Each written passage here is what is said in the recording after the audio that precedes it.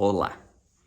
Então, estamos aí trabalhando na escatologia, nessa proposta de os profetas e o fim dessa era.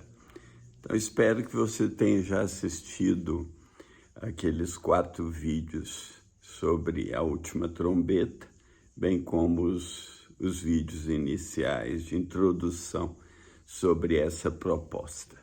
O que eu quero falar aqui hoje?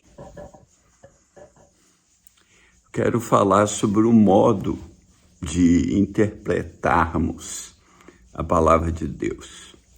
Muitos têm pegado a Bíblia, especialmente o Velho Testamento, e feito alegorias das coisas que estão colocadas ali, ou espiritualiza coisas que muitas vezes devem ser lidas de um modo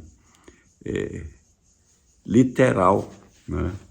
Tem passagens que não são literais, claramente a Bíblia vai falar, vai de algum modo te dar uma luz que aquilo não é literal, que deve ser alegórico. Mas, por exemplo, a mulher com 12 estrelas na cabeça, com aquela visão de Apocalipse capítulo 12, né, com dores de parto, é claramente uma figura alegórica, né?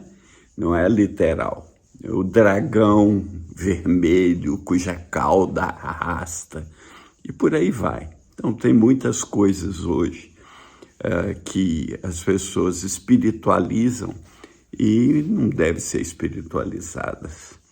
Uma grande questão, por exemplo, e um comentário de um teólogo que eu gosto muito, chama Led, George Eldon Led. Ele diz assim: por razões esboçadas anteriormente, uma doutrina do milênio não pode ser baseada em profecias do Antigo Testamento, mas deve basear-se apenas no Novo Testamento. Eu não sei de onde ele tirou essa ideia. Para mim, isso é um pouco confuso. É quase como se esquecer das doutrinas e das profecias dos profetas do Velho Testamento e dizer que não pode basear nos profetas. Como assim? Não posso concordar com essa afirmação. Por isso mesmo que muita coisa hoje,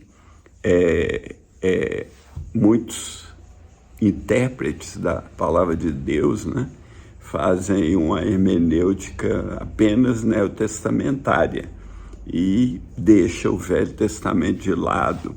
Exemplos abundam na igreja, mas quando é algo muitas vezes do interesse de alguns desses intérpretes, eles vão pegar para si. Exemplo, o dízimo é fortemente defendido no Velho Testamento e não tão claramente no Novo, apesar que para mim ele está embutido ali no Novo. Porém, a base toda vem do Velho, e muitas outras coisas. Jesus diz que no Velho ele revela a justiça, a fé, a misericórdia, não apenas questões como dízimo e a lei. Outro ponto é a lei. A lei passou, não passou. A lei não passou. Não matarás continua valendo, que não honra pai e mãe, amarás o Senhor, e por aí vai. São doutrinas do Velho Testamento.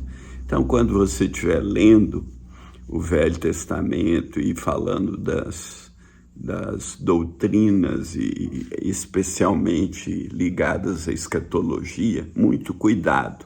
Vou dar outro exemplo, é Gênesis 15, onde Deus faz promessas a Abraão, né? E quais são as promessas? Eu vou aqui abrir a Bíblia em Gênesis 15. Abrão, né? Naquele momento ainda não era Abraão, questiona Deus sobre o herdeiro de Deus, o herdeiro dele, né, de Abrão.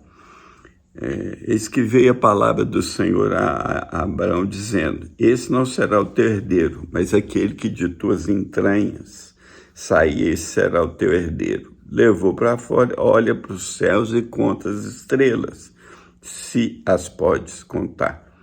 Assim será a tua descendência. E Abraão creu no Senhor, isso lhe foi imputado como justiça. E aí Deus fala que ele é o Senhor que lhe tirou de Ur, né, e mandou ele tomar uma bezerra, uma cabra, um carneiro, uma rola e um pombinho, e os partiu um meio e colocou deles em frente uma da outra, mas as aves não partiu.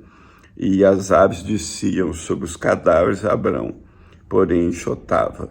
E quando o sol se punha, um profundo sono caiu sobre Abrão.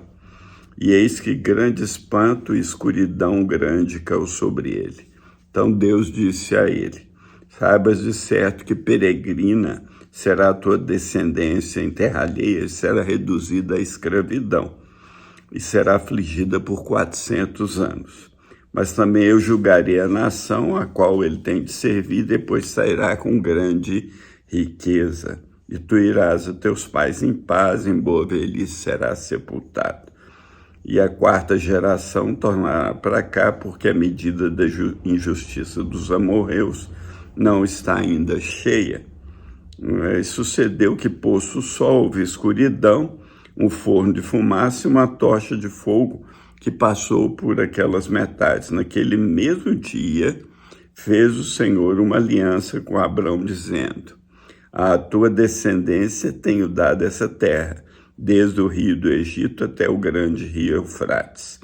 Então, nessa aliança que Deus fez com Abrão, né, tem uma coisa que notável, que Abrão cai num profundo sono e Deus passa entre os animais. Nas alianças feitas nesse estilo, como Jacó vai fazer uma aliança semelhante com Labão, ambos passam entre os animais. Nessa aliança aqui, Abrão estava, podemos dizer que ele estava dormindo, e só Deus passa entre os animais. Então, o que mostra essa aliança? Mostra que é uma promessa sem condição, incondicional. Deus não fala para Abrão que se ele fizer isso ou aquilo, então ele vai lhe dar a terra ou o herdeiro, né? Deus promete que vai dar, e essa promessa não tem nenhuma condição, como as promessas a Moisés, a aliança mosaica. Se você obedecer, então, mas aqui não. Então tem aqui duas coisas nessa aliança: uma promessa de um herdeiro e uma promessa de uma terra que não tem condição. Aí, vindo para o Novo Testamento e para a interpretação aonde eu quero chegar, muitos têm pegado promessas que foram feitas para Israel a partir de Abraão depois, e colocá-la na igreja, né? Ou seja, espiritualizar Israel. Não é possível fazer isso. Na economia divina, a nação de Israel vai existir até o fim. E depois podemos falar mais sobre isso. Quando Jesus voltar, Zacarias diz que Israel vai reconhecer o Messias e vai chorar por ele como se chora por um unigênito do Pai. Romanos 11:26 diz que todo Israel será salvo, e Romanos 9, 10 e 11 fala claramente sobre a nação de Israel. Ele separa. Paulo, quando quer falar da igreja, o Israel de Deus, ele fala que a igreja é o Israel de Deus. mas ele fala também da nação de Israel, meus irmãos, que eu tenho dores por eles, eu quero a salvação deles, e no final a volta deles será vida dentre os mortos, Paulo diz. Então, cuidado ao interpretar a Bíblia. E nós vamos fazer isso, né, nos próximos vídeos. Vamos ver que muitas vezes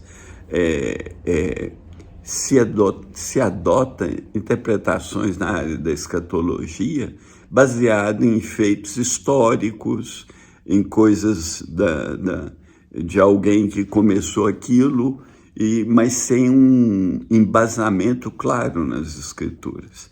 Então nós vamos procurar fazer isso, nos embasar nas Escrituras. E que Deus te abençoe, né? E especialmente esses vídeos vão para o meu canal de YouTube, apesar de eu também publicá-los no Instagram, mas no YouTube, William Robson Leite, William com M no final. Você vai lá, você dá um joinha, um like, você compartilha, você faz comentários, qualquer comentário que seja. Eu fiquei muito encorajado com um comentário que eu recebi essa semana de alguém novo que se inscreveu no meu canal, que eu não conheço, mas ele me encorajou a publicar mais vídeos. Ele diz que os meus vídeos são relevantes. Então, que Deus te abençoe, que Deus se revele a você e que nessa caminhada dos profetas e o fim dessa era, a gente continue firme. E eu preciso aí da sua ajuda para espalhar essa boa nova, porque tenho procurado ensinar a palavra de Deus, não boas ideias. Um grande abraço, né? Que Deus, em Jesus Cristo, abra os seus olhos, te encha de graça, de misericórdia, que nós todos precisamos. Fique em paz, em nome de nosso Senhor e Salvador, Jesus Cristo. Amém.